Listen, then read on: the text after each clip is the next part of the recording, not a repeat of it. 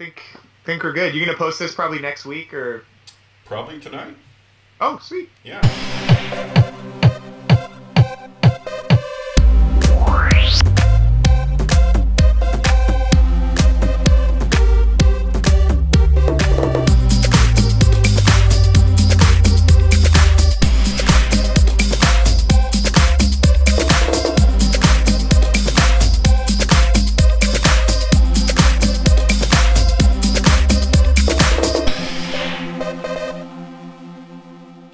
Hello, I'm Allan Ruhl from allanruhl.com. I'm joined today by Chris Plance, who is a co-host of the show Rules for Retrogrades with Tim and Dave Gordon. He is a husband and a father.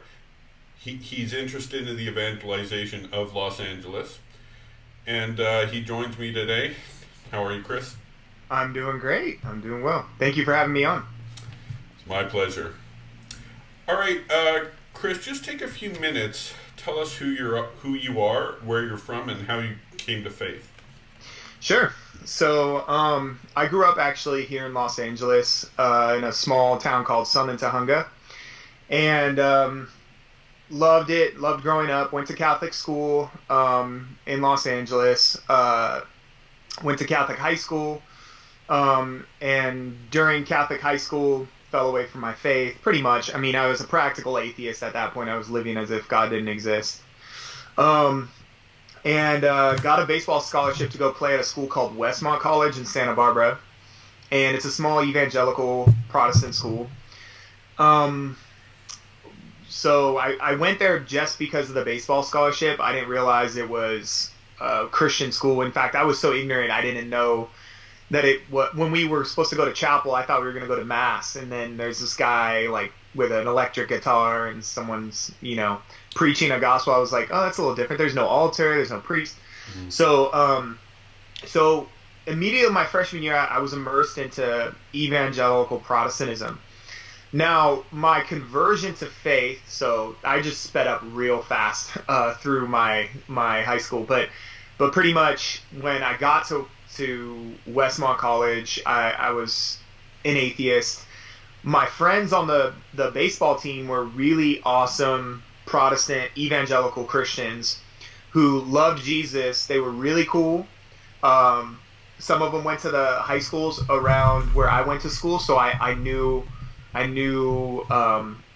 some of them beforehand because we had met up, but ended up forming this really awesome friendship with these evangelical guys who were on my baseball team. Long story short, they were asking me questions about my belief and my upbringing and so on and so forth. So I ended up converting, ended up accepting Jesus into my heart, and had a radical conversion, changed my entire life. I didn't dabble too long in Protestantism because I remember going to this particular Protestant community, and it was the first time I'd ever been to a Protestant service ever. I again thought it was like a mass. I was so ignorant.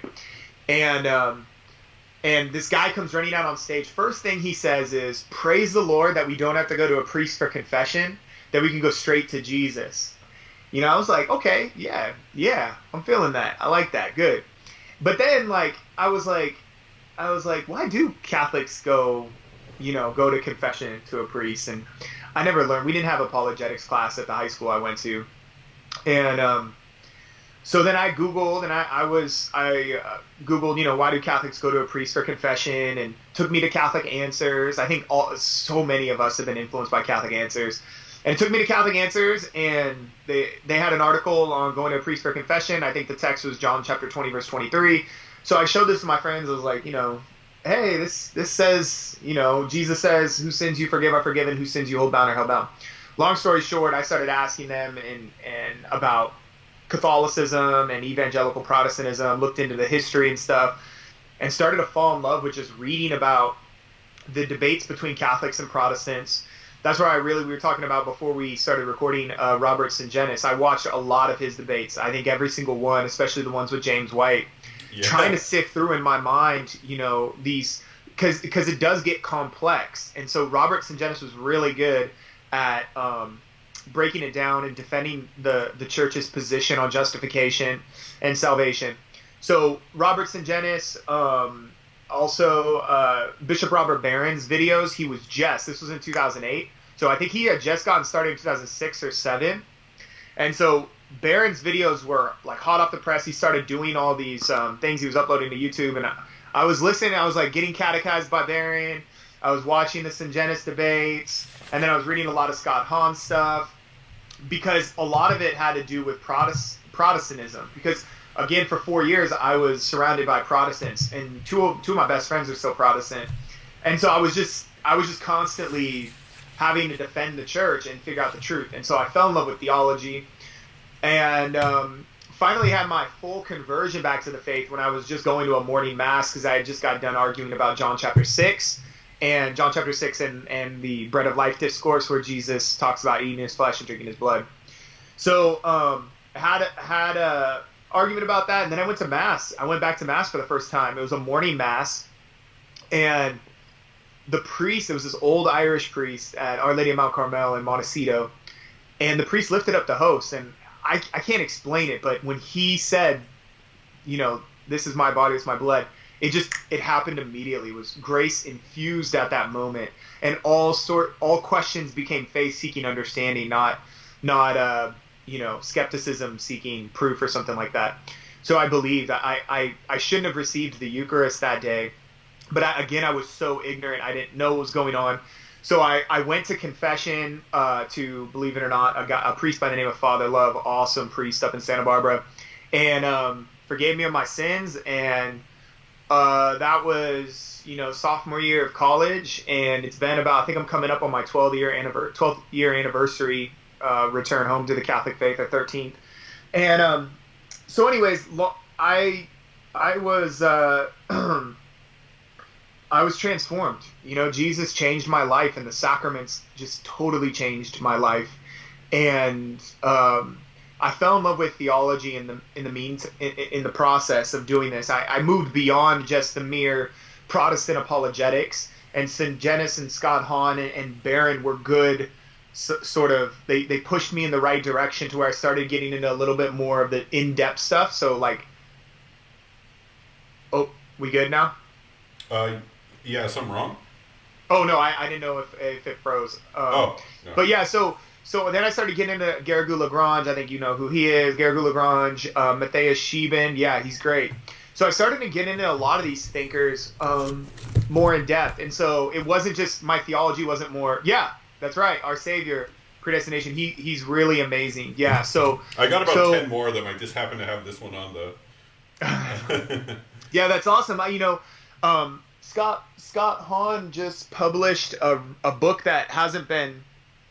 Where is it at? Oh, this one's good. I don't know if you've seen this, but the sense of The Sense of Mystery, Clarity, and Obscurity in the Intellectual Life by Father Garrigou Lagrange.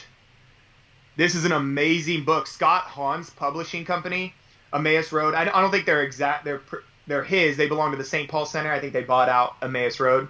Mm-hmm. And but this is another good book of Garrigou Lagrange, and I think Scott Hahn and others are sort of bringing him back, printing a lot of his good stuff. Cajetan Cuddy, who's a really good Dominican, did it forward to that. But anyways, long story short, I was having, by the time I was done with college, I had a pretty good senior year in baseball, and I wasn't sure if I was going to continue or not, or go study theology. I applied to Franciscan University to get into a master's program there, and I ended up getting in and going and studying under some of the greats at Franciscan. And so I just caught fire over those 6 years. And now in the process, I heard God say, I didn't save you just to save you. I want you to go back to LA, and I want you to go evangelize my people in LA. And so my life right now until I die is to serve the people of Los Angeles, to help Gomez with his mission. And it's a grind out here. I mean, this is the heart of, and it's a grind.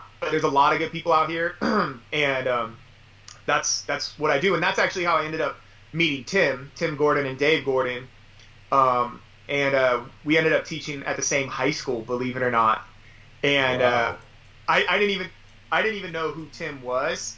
I just had a friend who helped get me the job there, and I don't know if I could. Is your voice on? Oh no, I'm Okay. good. I was just trying to find my copy of Catholic Republic. I have it laying around somewhere. But no, for That's those awesome, who don't yeah. know, Chris is part of a podcast called Rules for Retrogrades, and it's an amazing podcast. And it's him and Tim and Dave Gordon, and it's just hold on a second. Yeah.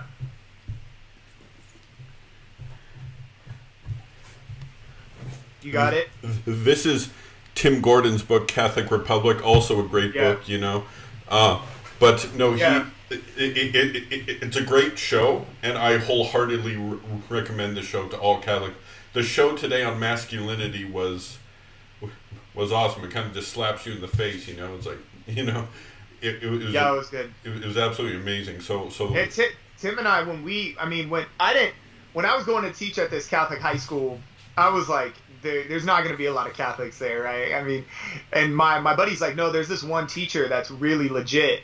And I was like, is he a Thomist? And he's like, oh, dude, he's a Thomist. He studied at the Greg in Rome. And I was like, all right, I don't know, is he a kind of a neo-Thomist? I don't even know what. So I didn't know what to expect. And then I walk into his room, and behind his desk, he has this huge "Stop Abortion Now" sign for all his students to see and all the parents when they come.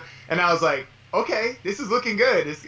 And then we immediately clicked. We ended up becoming strong brothers in the faith, battling it out in Bakersfield and defending each other and building each other up. It's been an amazing friendship now we have for, oh my gosh, going on 3, 4, 5 years now. wow. We're going on 6 years, yeah. So it's been a journey. Met a lot of cool people on the way. I'm glad to be back in the church, though. Oh, that's wonderful. You just actually talked about Archbishop Gomez. He was just elected to be the head of the USCCB. Yeah. I've seen you see. Yeah, just talk about that for a bit. I was when Gomez got the number of votes that he got. What was it again? 160 or what? I don't know. Remember exact votes, but Yeah, I don't know either.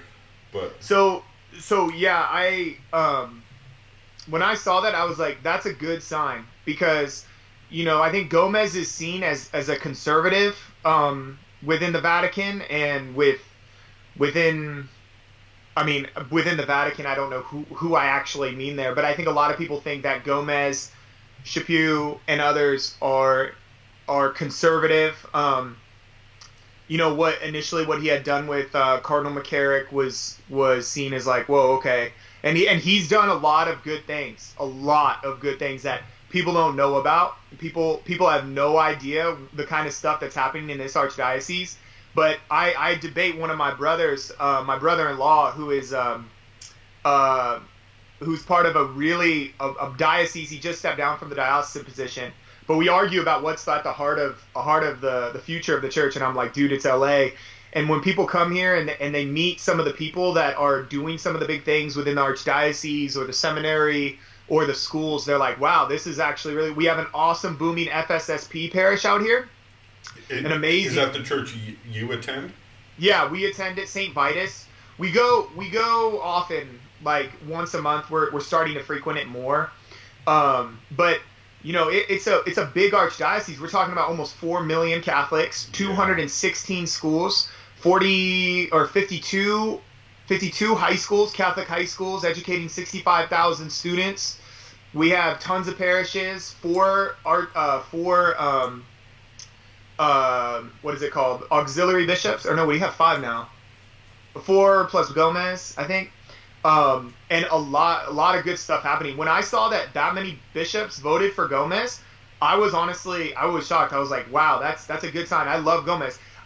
To be honest, though, as someone that's really involved in the evangelization of LA, I was really worried because we're talking about, I think it's the second largest archdiocese in the world, LA is. Oh, wow.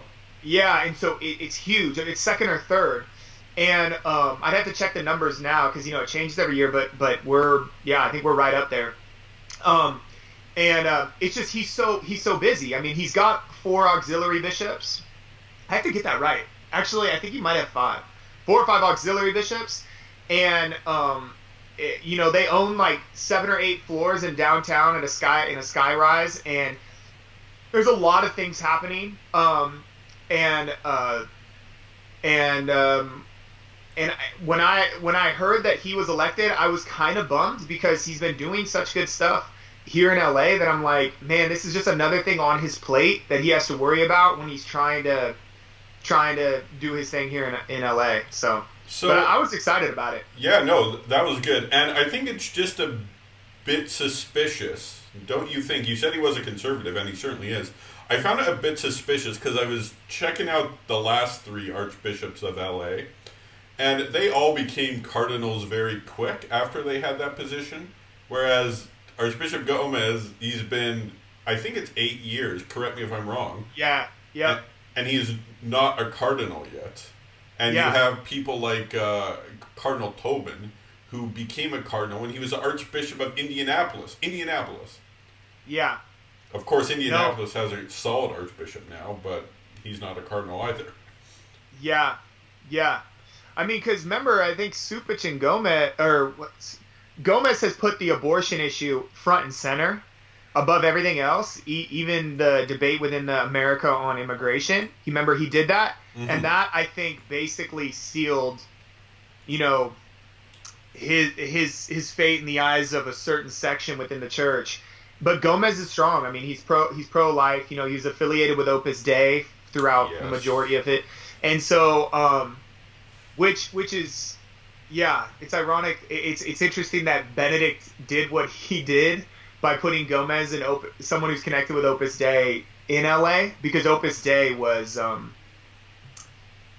not entirely welcomed in Los Angeles for the longest time. But anyways, so I think it's good. I think Gomez is I hope he becomes a cardinal, but honestly, he's sovereign over this archdiocese, so it just means he can't vote in the next election. Yeah, but that'd be awesome if he could vote. He'd be a good vote. And also another good bishop in California is the Archbishop of San Francisco. He's also a very solid guy too. Yeah, and you know what? You know who else is my local auxiliary bishop, Bishop Brennan?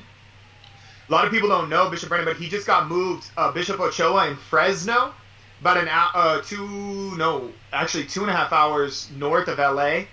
He just got moved there, Bishop Brennan, and Bishop Brennan was a huge supporter of FSSP. He brought him in. He was also giving a talk at their Sacred Music Symposium, but he couldn't give the talk this year because he got shipped out to Francis put him in Fresno. And so we're actually surrounded by a lot of, Archbishop Corleone. He's got some movers and shakers at the St. Patrick's Seminary doing some good things up there. So we're pretty good. We got Barron too. I mean, I like Barron, obviously. The Reasonable Hope stuff kind of gets him in a lot of hot water with the trads, but he's solid on a lot of stuff.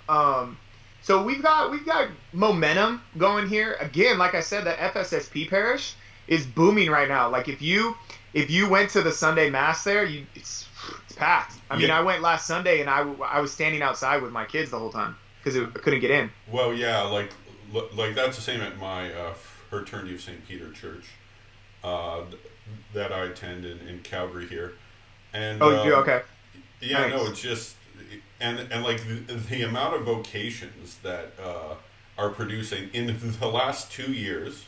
In the last 2 years, we have had 2 priests who grew up in our church who went to the seminary in Nebraska. They were ordained, and there's 2 more in the seminary who are going to be ordained in the coming years. In the last 2 years in our diocese, they've only ordained 1 of the diocese, and that's about 60 parishes. Man. But you know what? Even though it's a small number, I often think that it's kind of a good sign because it's not a bunch of guys that are going. I was saying this on the podcast that it's like the people left in the future of the church is the Orthodox faith, period. Because the younger generations are making decisions on their own. They're not staying around to be culturally Catholic anymore. They're literally leaving. The people that are left in the church in the young generations are people that really believe. And it's the same thing, I think, that applies in the seminaries. This isn't a full blanket statement, but a lot of the guys that I know in the seminary are really solid guys. I think they're going to grow up to be So be good leaders in the church. Well, and I lost my train of thought. You were saying one person in your diocese got Yeah, ordained? no, it's after that though. What were you saying after that? I was saying that I think that the only people we have in the church, a lot of the Yeah. young people, are people Yeah. that have made that decision. Well, I'm Yeah. sure you heard that podcast with Taylor Marshall and George Newmeyer, right? Was that the one today? No. It's the one from last week where he's talking about how he went to the Father James Martin event, and he said it was basically a bunch of old people, 60 or higher. But like if you go to the fraternity parish, like it's a bunch of young people, and you take a look in the Novus Ordo, the more conservative priests there who have solid parishes. There's a lot of young people there, families with. There's like 2 families at my church with 12 kids, and there's lots with like 6, 7, and 8, and all that stuff. No, it's something else, Yeah. No, the future's way bright. Remember, we still have to go through Babylon in 586 BC in order to get back to Jerusalem. So right now I remember Scott Hahn said this to me one time. He's like, or no, did he say it to me or did he say it on that show? I can't remember, but he said Catholics are in exile and don't know it. But even when they do know it, it's like they don't even desire to be out of exile. But the fact is yeah, we're in exile. We're on our way to Babylon. We might even be making our way back. But the future's bright because God keeps his promises. These young priests are on fire. And even if you don't go to an FSSP, if you go to even some of the Novus Orders out here, you'll see young people that are kneeling to receive communion. A lot of young people receiving on the tongue, even at the Novus Ordo. So it seems like they're in touch. They might not be so in touch to be joining with the FSSP, but I think they get it. They're like, hey, I'm coming back because I believe Jesus is truly present in the body, blood, soul, and divinity of the Eucharist. Amen. And so I think I kind of want to treat him a little differently than what I did when I was a little kid and receiving him on the hand and not thinking much about it. Well, and it's interesting. Like you talk about the young people are solid. It's currently but unfortunately the Catholic Church. If you're someone who's 75 or 80, you're not retired. You're coming into prominence. Like that modernist bishop at the Amazon Synod, Bishop Erwin Krautler, is 80 years old. It's his generation who wants female ordinations and all this nonsense. It's not the young people who want that, Right. No, that's really important. That's really important. Another thing I would say too is Tim obviously is big on the boomers, basically saying the boomers, like, he just trashes on the boomers a lot. But we have to keep in mind, though, that within that generation and the generation after it, there are a lot of people that have been grinding it out for decades. I mean, the school, there have been awesome schools that have been founded in this Southern California, LA County area that have been founded by people within the boomer generation they weren't allowed to have Catholic on the name of the school. They sacrificed money and time, and they've given so much in the midst of, I call them Daughter Zion, the remnant that's left. I know there's the remnant newspaper or something like that. Yeah. But remember, the prophets called them Daughter Zion. Those people that are still, they're still expecting, but not just expecting, they're hoping. It's actually rooted in God's promises that, no, God's going to come back and do the thing that he always promised to do, which is what? Lead us out of exile, return us to Jerusalem, give us back a Catholic society. So there's a lot of hope, and we gotta. I get it fired up when I look at the older generation and all they've done in sacrifice. Yeah, no, that's certainly true. And I want to talk about something you just talked about now, and you've talked about in Rules for Retrogrades. I notice you use a lot of Old Testament theology. You're very Old Testament. Of course, Old Testament is connected to the New Testament, but like you kind of, like you talked about the daughter Zion coming out of Babylon. Like for some reason, of course in fact, about 99.9% of Christians know the New Testament better than the Old, and some don't even know the Old at all. But these last couple of years, I've made it a point to really study the Old Testament, not just the Torah, but the prophets as well. And like, because that just shines so much light on Jesus Christ and on the church he founded, and like it seems to illuminate. Just talk about that for a bit. This is I'm going to my deathbed with trying to proclaim this single message. I don't know if you've ever read my articles for Catholic World Report. Bishop Barron retweeted out one of my recent articles, and it was a response to the Eucharist. It's called The Eucharist and the Story of Israel.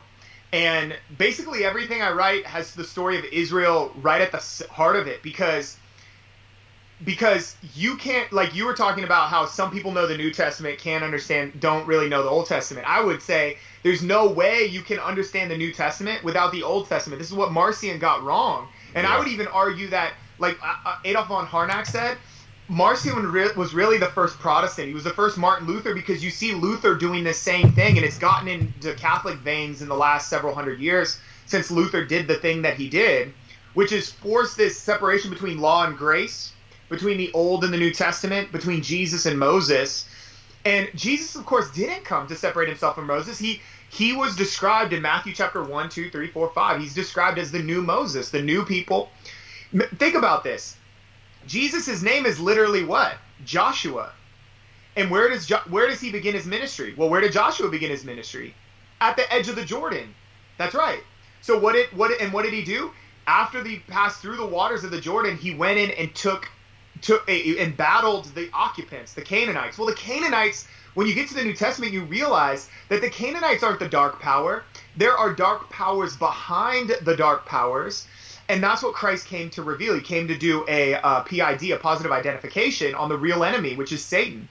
And so when you follow the biblical narrative through, you realize, oh, Jesus isn't separating himself from the Old Testament. He sees himself as the fulfillment of the story of Israel, of Israel's God, Israel's mission to the nations, and so on and so forth. This is my big thing. A lot of people talk about we need to revive the liturgy. We need to reform the church, blah, blah, blah, blah. None of that's going to happen. Some people are going to get mad that I say this. No way that happens until you understand the biblical narrative. Catholics have to have the Bible put back in their minds. That's Junipero Serra, when he came out to do the thing that he did, when he went to evangelize California. The reason why he did that is because he saw himself as participating in this much larger narrative, a narrative about what God has done in and through Israel, specifically Israel's Messiah, Jesus, for the sake of creating the one worldwide family of Abraham, of uniting the nations in what we now call the Catholic Church. Hey, Chris, I've got something to tell you. The stuff that I wanted to talk with you about, I got it written down here, was Archbishop Gomez, which you brought up. The other one was Junipero Serra. No way. It's like you're taking the questions right off my paper. And so, like, I know you're big into the evangelization of Los Angeles. I take it that's why you're such a fan of Junipero Serra, right? Oh, I'm a huge fan. I believe that, because remember the Isaiah prophecies in the Old Testament? This is what's interesting. Think about this. A lot of people don't catch this. Isaiah said that when the chapter 40 through 55 thing would occur, when the Messiah would come, the servant would be killed, and all of a sudden he's back to life again. The Spirit comes, the gospel would be brought to the farthest west. It would be brought. Now, that's why at the end of Romans, Paul is wanting to go to Spain. Why? Yes. Exactly. But notice this. We're not actually sure. It's a debate as to whether he arrived in Spain or not. We do know, obviously, he got to Rome. The two founders there, the two great apostles, Peter and Paul. But check this. It was Spain that would bring the gospel where? To California. Even well beyond Spain, but all the way to fulfill the... Junipero Serra, in his ministry, fulfills the Isaiah prophecy. And Jesus obviously is bringing about the new Exodus that Isaiah was talking about. But not just that, you see God, the Spirit's actually working through the church. Yes, Revelation ends with the death of John the Apostle, but the Spirit is now doing the thing that Isaiah said the Spirit would do, which is unite the nations, and the gospel will be taken as far west as it could go, which is where? Cali, SoCal. And so they arrived, by the way, on the feast day of the Holy Cross. And up in California, Northern California, is called Santa Cruz. They arrived on the feast day of the Holy Cross. they got off the boat and they were immediately, I think all 12 of them were slaughtered, the 12 missionaries that stepped off the boat. And so they backed up and went down to San Diego and founded on the feast day of St. Michael the Archangel. And I hope I'm getting all these facts right. I think I have them down. So yeah, I'm passionate about this. I think that we need to stand our ground. Junipero Serra, I mean, if you sat there and you contemplated what Junipero Serra went through, remember those final words that his mom said to him when he was leaving? And he's like, I'm never going to see you again. And what does she say? Always forward, never look back. That's how committed she was. This is why I was saying the whole mission to the Amazon. It's like, come on, guys. Junipero Serra didn't have all these resources that we have today, but Junipero Serra had one thing, and what was it? The story of the biblical narrative, and he had a heart and love for Jesus, and he wanted to bring it to these people. If you have the heart and love for Jesus, it doesn't matter if you have resources. You can go and do it.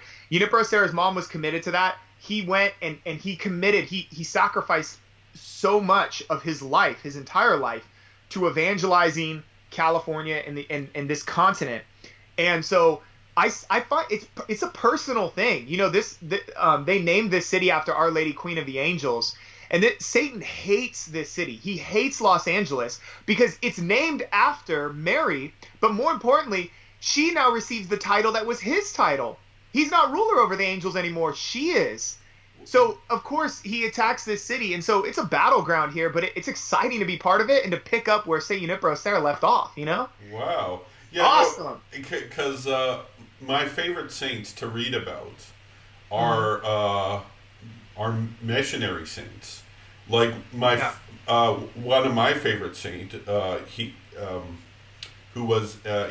became a saint in, I think 2009 or 2010, but Saint Damian the leper. Yeah. Who was Hawaii, right? Or one of the islands. Which island was it again? Molokai. Yeah, Molokai. And there's a lot of good biographies on him, both hagiography and secular biographies too. Just the idea of going to the ends of the earth, to people that have not been touched.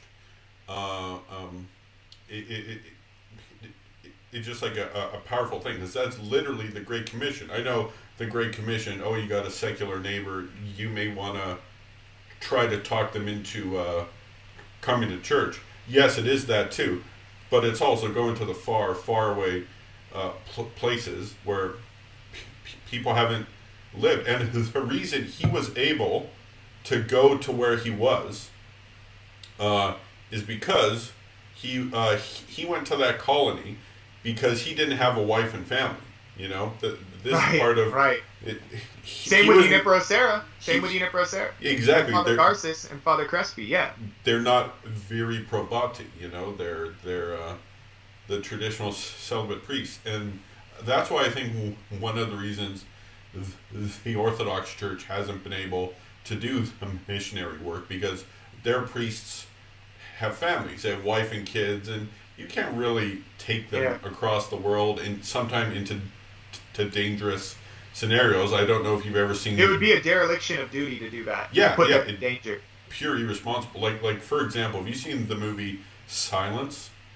Yes. They're doing a second one. I just heard today they're doing a second one. Oh, are they? Well, somebody at my work said, "Hey, did you hear Silence 2 is coming out?" But yeah, go ahead. Oh wow. Well, no. The idea of going to like Japan. Oh no! I'm sorry. I take that back. Not Silence. I was thinking of The Quiet Place. Oh, that's a good movie too. Or what? The Quiet Place, is that? Yeah. Quiet Place. Doing a second one of it. Yeah, they can't do a second one of Silence.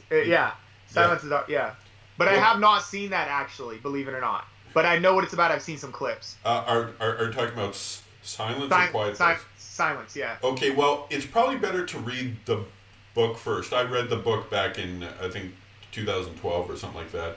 And like it's got a bit more information, but no, it really makes you think. It's like, wow, what would you do in that situation, right?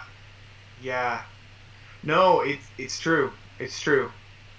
But these guys did it because this is why it's key. They saw themselves as part of a huge story, a story that was real to them. And it begins in Genesis 1 and 2, picks up speed in Genesis 3, spirals out of control, and then all of a sudden when Jesus comes onto the scene, the Old Testament is finally fulfilled. The Messiah is here. We can get on with the Isaiah and Ezekiel 36 and Jeremiah 31 thing. Now it all takes off, and the Holy Spirit is and they saw themselves as participating in that, and it was generated by a love that the Father has demonstrated through the Son. So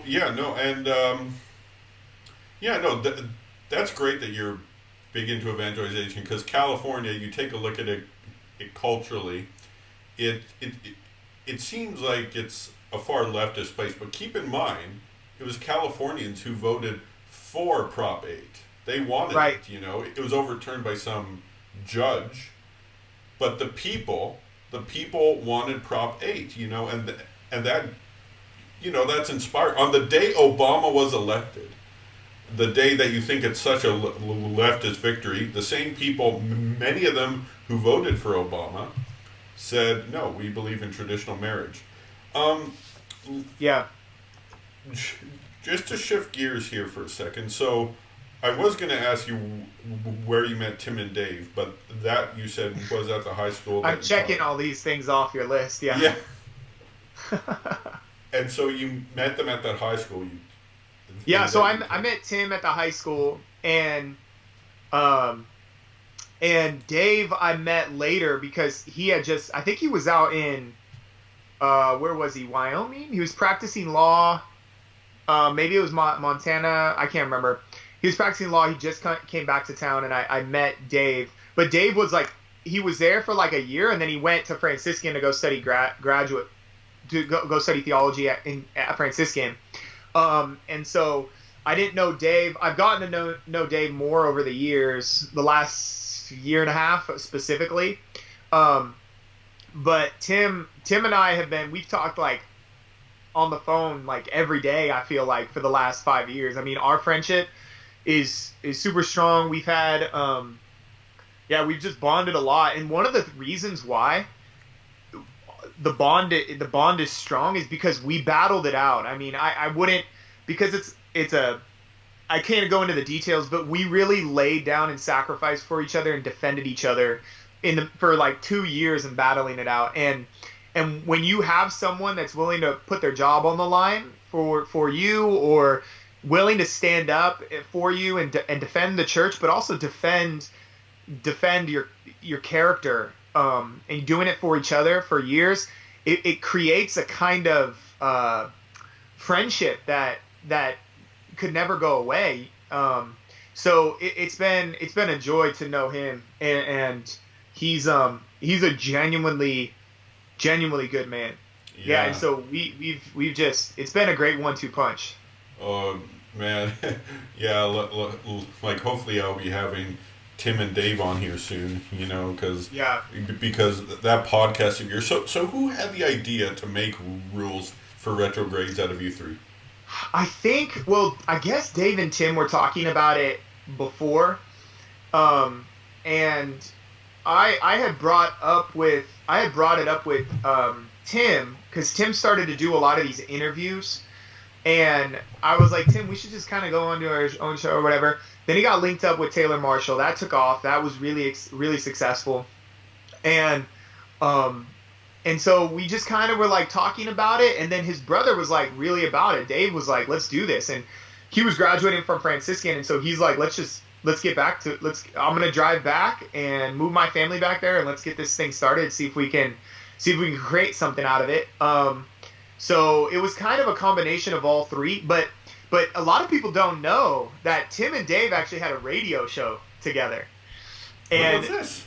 Way back in the day, I actually remember them talking about it. I haven't talked to them about this since, but I think it was more conservative, and it didn't last that long, but I think it was in the local Bakersfield area, because that's where they grew up, Texas and Bakersfield.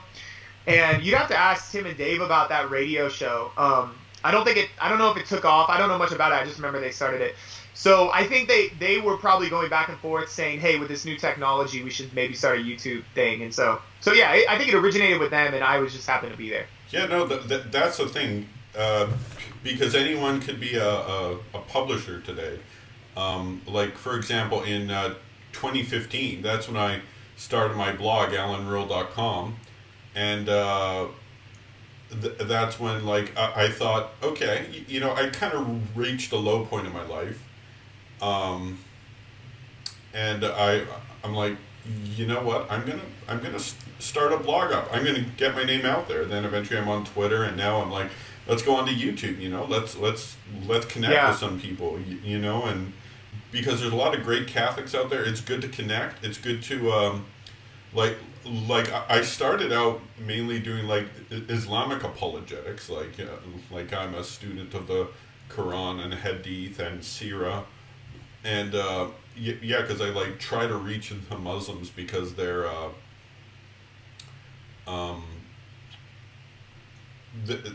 lot of them have zeal, but they have it for the wrong God. It's a warped version of the true God, right, and the true Jesus. And so, like, are there a lot of Muslims in LA? I think there are, but I wouldn't know. You could Google it. I'm not sure. I do know there's a lot of Catholics. We make up almost half of the population out of the 11 million people. No, that's good. And what other faiths are there in LA? Like, I know there's a big Jewish population, the second biggest in America. Very big. Yeah, Jewish population. A lot of Protestants. Remember, we have Fuller Theological Seminary in Pasadena. We have Biola. We have Masters, Biola Bible Institute of Los Angeles, which is a major university. Used to play them. We have Westmont in Santa Barbara, so that's still part of the Archdiocese. But you also have Masters College. Do you know who John MacArthur is? Oh, yeah. Okay, so John MacArthur, yeah. I mean, there's a lot of big... Kanye West now started up his thing in LA, so that's been... I know a lot of people have been going to that. Justin Bieber's little church that he goes to is pretty big. Protestantism is... Look, it's LA. It's literally like... We say Mass, I think, in over 50 languages in LA every Sunday. Wow. I think it's over 40 or 50. I think Gomez mentioned it one time when he was on Franciscan University Presents doing a show with Scott Hahn and Regis Martin and whoever the host was, and he said, I think it was over 40 or something. So it's a lot of Catholics, a lot of different cultures. It makes it hard to reach out and catechize a lot of the different Catholics that are here. It's a challenge. But there are a lot of Protestants for sure. I mean, it's Catholics and Protestants, and that's the main population of faiths that I see. Okay, and I take it, like, being a place like California, there's probably a lot of secular people as well, right? Yeah, very much. But it's a lot of secular living people too. I mean, most of the Catholics here, well, I mean, I don't even know, but a lot of Catholics are just, living somewhat of a secular life. So yeah, a lot of people, what's another thing too, is we also have a lot of Scientologists. Okay, that's actually a huge one in LA. Yeah. So we have a lot of Scientology. Actually, I'm invited every year to speak at their big conference, which is in downtown. It's at the Scientology Center. Oh, is that the gold base? Yeah, it's the main. Yeah. So they just sent me an email, the guy that runs this conference, and what they do is they try to get all these religious leaders and other stuff. And so I actually couldn't do it last year. I sent one of my buddies, and he's like, dude, that was really interesting. So I don't think I can do it this year. But anyway, so Scientology is huge out here. A lot of Mormons too. Literally, 600 yards behind my house, that way, behind my bookshelf, is a big Mormon temple, even though it doesn't hold the presence of God. So it's just a mixture. You never know what you're gonna get. It's like the box of chocolates or whatever. Okay, so it's very American, but there's a bit higher percentage of Catholics compared to, like, say, Montana. Oh yeah, no, it's Catholics are the main. Now, are most Catholics Latino? Yeah. They're Latino. Okay. Yeah, and that's one of my biggest challenges right now. I have a lot of awesome Latino people that help me out, and so a lot of my Bible study. I do a lot of Bible studies. That's like the bedrock of my. I have an organization called Catholic LA, and that's the bedrock of my evangelization, which is the scriptures. And my biggest challenge is getting all my Bible studies translated into Spanish. So a lot of the patrons that actually come and support me, I use that to get, because it's a lot of money to get 40,000 words translated into Spanish. So I use that to translate a lot of my Bible studies, because they really need access to a lot of the information that's not actually available to many of them. Take one example. I was just doing a Bible study for around 170 in just south of Los Angeles, and I can't tell you the amount of people that came up to me that were like, "Hey, is there any way like you can do this in Spanish?" Or they asked me, "Do you speak Spanish?" I'm like, "No, I wish, because I wish I could teach it in Spanish, but I can't." And they'll say, "Well, because my mom and dad they don't speak English really well. They couldn't understand. Is there any way?" And I'm like, "Well, support me on Patreon, and I can pay to get these translated properly in Spanish." Because what I do is basically write out the Bible study, and I read from it and comment. And actually, my Genesis Bible study book is coming out in the next few weeks. But so I need to get these things translated in Spanish, because that's a huge part of the population, and evangelicals go after them like a lot. And so if you look at, there's a lot of like Latino evangelical parishes, so-called churches, ecclesiastical communities that are springing up. So it's a particular challenge for us, and this is why I think Gomez is good, because he can also reach that population, which is a big population in LA, particularly in the Catholic world. Yeah, because I know Archbishop Gomez is born and raised in Mexico, so he obviously is a native Spanish speaker. No, that's good. Like, I take it there are a lot of Spanish masses in LA then? Yeah, there are, but it's majority English. I mean, well, what you get is every parish you'll have, like my local one right here, you'll have 4. So we have one at 8. Oh wait, we have one at 8, 10:30, 12:30, and 6 p.m. But the 8 o'clock is in Spanish. So Spanish, English, English, English. So every parish has a Spanish mass, and it's usually packed, but the majority of masses are said in English. Okay. And Latin. At the FSSP parish, they do the homily in both both English and Spanish. So it's extra long. Yeah, there's a guy I know who's an FSSP priest from my city, and he's currently in Ottawa, the capital of Canada, and of course, if you've ever been to Ottawa, it's a very bilingual city. It's half and half, and so I asked it if the homilies are in English or French. He said it's both. They'll say it in English, then they'll say it in French, and so French is kind of like Spanish in the South United States here. Like for example, I went to a French school, but the French people don't go to church at all. In Canada, the main church people in Catholic churches are Latino, although they tend not to be Mexican. They tend to be Venezuelan, Colombian, more Central and South America. And then you have Filipinos, a lot of Filipinos. We have a lot of Filipinos, yep. Yeah, and then a lot of Africans too, so... Yeah, like, I mean, I hate saying this, but white people don't go to Catholic churches anymore. I hate saying this, but except Polish people. Polish. It's a mix. There's a lot of Polish people. But no, like if you, I mean, no, it's so good that like the old and of course the vast majority of those in the case of Latin America and the Philippines, all former Spanish colonies, right? And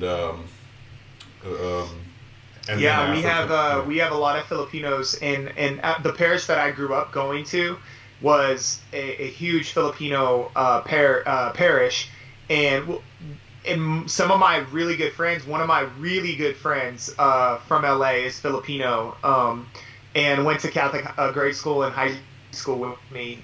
And I love that their culture and their food. Have you ever had Filipino food? A story here. Amazing barbecue. My friend, who's a lapsed Jehovah's Witness, he's married to a Filipino lady. He's a Filipino lady, and they made me the godfather of one of his kids. And, okay. Is he thinking about becoming Catholic? Because she asked him, she's like, I want to baptize a kid. She's not that hardcore into Catholic. She's more of a cultural Catholic. But she's like, I want to baptize a kid. Do you have any friends who are Catholic? He's like, oh yeah, my friend Allan's Catholic. And so, I'm the godfather of their middle child. Tomorrow, actually, I'm going to the birthday party for their oldest child who turns 5. And it's a great family. That's and awesome. They always cook Filipino food there, and it is just the food is so good. It's amazing. My next vacation also is to the Philippines. I don't know when it'll be. Probably in the next 6 months, but I've been to 25 countries in Europe. I love Europe, but I want to go to the country named after probably the most Catholic king in the history of the world. Yeah. You know, they also have some top theologians, Catholic theologians there. Interesting. A lot of people don't know. A lot of people. I'm trying to work on getting some of these the South American and Filipino theologians into the Catholic world. I talk with friends that have done missionary work, and it's like, you know, I'll go over some of the stuff. It's actually, a lot of people don't know this book, but this is the ultimate. Okay, before Scott Hahn published "Faith Comes from What Is Heard: An Introduction of Fundamental Theology" by Lawrence Feingold, who's a Jewish convert, this is like the best introduction to Catholic theology. It's called Faith Seeking Understanding. It's volume 1. It's by Charles Belmonte, and the publishing company they're all Filipino, and the publishing company is still there, but this went out of print. You know how I got this? Scott Hahn came into class one day with a box, and he's like, "Hey, I don't know how much he sold it for, but he's like, anybody want? This is going out of print." Now the good thing is you can get this online, but it's really good. I wish I could show you the table of contents, but it's really impressive. I still use it. It's one of the books I have always with me, along with Lawrence Feingold's book. I have Faith Seeking Understanding. In fact, I brought it in to the high school where I work at, and I was like, hey, I think this would be a good book for high school students. And guess nobody had ever heard of it except for one person. It was an administrator who was Filipino. Oh. And she's like, yeah, and she's like, I have that book at home. And I was like, no way, do you have volume 2? And she's like, yeah, I have volume 2. I was like, oh, can you bring it in? Because the volume 2 is moral theology. And I was like, no way. So I contacted, tried to get in contact with Charles Belmonte and the publishers in the Philippines, and they were like, yeah, we're not interested in publishing it. I'm like, it's the best one out there. Why do you guys not publish it? So, but they make it for free online, so you can get it online. But yeah, there's a lot of good theologians out there. Wow. There in South America. That's a side comment, but yeah. Wow, no, yeah, their food's amazing. The food from the Philippines is just so friggin' tasty. Yeah. And okay, so just winding down, and you stepped on another topic I was going to bring up. I was going to ask for some of your favorite books for evangelism and stuff. Specifically for evangelization? Yeah, or favorite books in general that you'd recommend to people. Oh my gosh. So I read a lot of biblical scholarship stuff. So if I recommended, I wouldn't want to recommend most of the books because for Catholic lay people, they ought to be a little careful with some of the stuff because it's a lot of Protestant authors too. Well, but like for example, I saw you got Craig Keener's books on miracles. He's got commentaries too, and it's very good. He's a believing scholar. He's Protestant, but his stuff is very good. Like, Yeah. I've got some of his commentaries here. Like, I've got his commentary on Apocalypse. I got his commentary on John. I think I got one. I don't have his Acts commentary, which is like 4 or 5 volumes. It's huge. Yeah, I would say some of my favorite. I say one of my favorite books, but some of the viewers of Rules for Retrogrades are gonna literally kill me after I say this because they don't. I'm sure they don't like them, but in the trads, but Christoph Schönborn's book, Cardinal Schönborn's book, God Sent His Son, A Contemporary Christology, is one of my favorite books. Scott Hahn had us read it in class, and there's no other book like it that synthesizes the biblical and patristic. And obviously he was the editor of the Catechism and so on, but this book, I mean, look at this. I have this thing all marked up. It's so good. There really is no book that does Christology the way Schönborn does it. It's really good. His other comments and stuff that he's made over the last year, don't hold me to that. That book's good. Man, I can't think of anyone. I noticed you got a book there by Aidan Nichols. Is that Aidan Nichols? I do like Aidan Nichols. Yeah. In fact, I've got Aidan Nichols. I like him. In fact, I bought this book for brand new for $7 on Amazon. They were having a sale. And I'm like, awesome. Yeah, I just got his. I'm looking at it on my other shelf. I have books that are around on top too. I just wrote his book that he wrote, I think in the 90s on like reviving Christendom or something like that. I've not read that one. I read the one he's got called Rome and the Eastern Churches, published by Ignatius, and he talks about the Greek Orthodox, the Monophysites, and the Nestorians, and then the Greek Catholics in communion with Rome. Like my whole family, like I got German last name, right? But my dad's family's lapsed Protestant, but my mom's family is all Eastern Rite Catholic. So like going back to Ukraine and I got to go to Ukraine last summer, the summer of 2018, and that country it touched my heart. You know, it's the land of my ancestors, the land of where my Catholic faith comes from. Yeah, and absolutely. There's a Ukrainian church that is a 5-minute walk from my house, and I don't go there too often. I do go to Ukrainian church if I go back to my hometown and see my mom. We always go to the Byzantine Rite Mass there, but that's amazing. Yeah, I some of Scott Hahn's scholarly stuff is really good. His book on Kingdom of God as Liturgical Empire is sick. It is so good. I would also say that there are so many good books, but I'm a Bible guy. That's my big thing. Scott Hahn, I'm sure you read this book, but he came out with a book I think 2 years ago called The Fourth Cup. Have you read that one? Yes. Yeah. That one is really good. Yeah.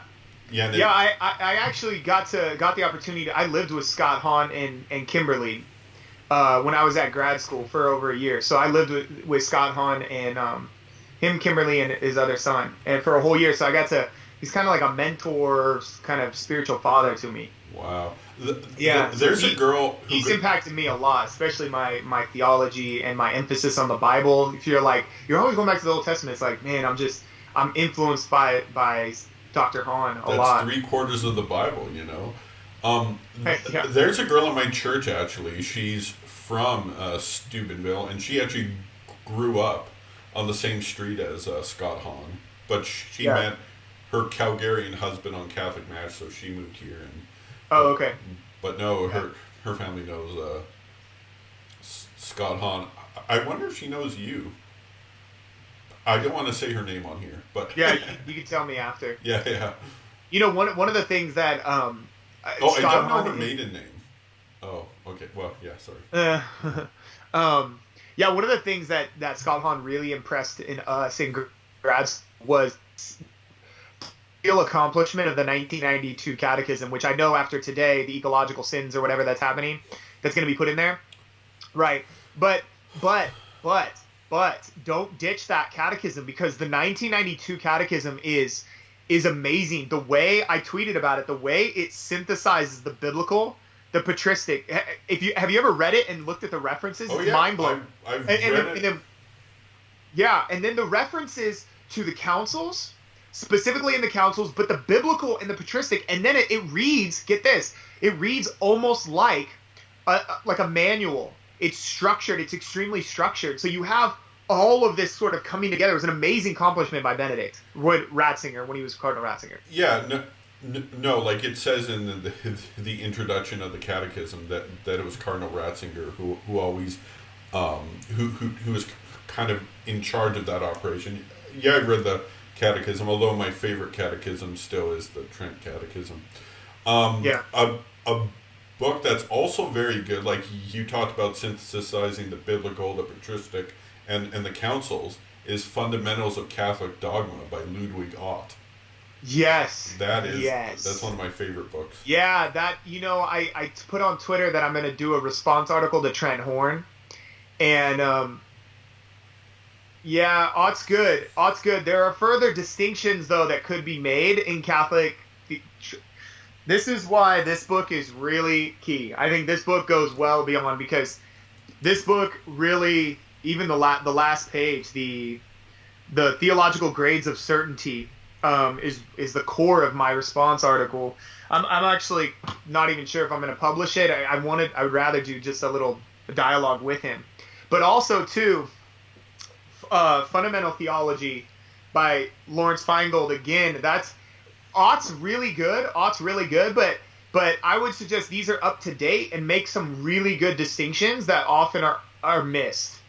But Ott's really good. I read Ott when I was first having my conversion, because Catholic Answers referenced it a lot. And so I was like, I got to go to Ott. And I was like, oh my gosh, this is so helpful. It has like everything about how to understand dogma, doctrine, how to understand the church and the Bible and the patristics. Yeah. It was great. It's an amazing book. Yeah. Yeah, and it points to the saints, because the key theologian saints just keep coming up over and over again. Yeah. Like the key patristics, and the key scholastics, and even reading that book got me a big appreciation for even St. John of Damascus, and then I read a whole bunch of his stuff, his defense of icons, and there's like so much good stuff there. We are coming to the end. Thank you so much for joining me, Chris, and continue all the good work. Where can the people find you online? So my website's down now. I just took it down like several months ago. But they can find me on Twitter. I have my Twitter account. The Twitter handle's Xifer Plants. They can support me on Patreon. Actually, I'm gonna move a lot of my articles that was up on my website to my Patreon account, and a lot of my lectures that I give, and so on and so forth. So they can find me there. That's gonna kind of be my new website. And that's pretty much it. Yeah, those two spots, and obviously on the Rules for Retrogrades. Rules for Retrogrades. Watch that show. Oh, yeah, that's such a good show. Thank you so much for having me on. This was really awesome. I'm glad that I did like an interview where we're talking about books. Like, this is really fun. You're like pulling out St. and we're talking about Ott, and we're talking about Craig Keener. Man, when you said Craig Keener, I was like, I can't believe, because I think you were the one that recognized the Miracles book, Miracles. And by the way, he talks about Lourdes there. He shows evidence of the miracles that happen at Lourdes. And it's just really cool. It's really cool. The intellectual life is fun.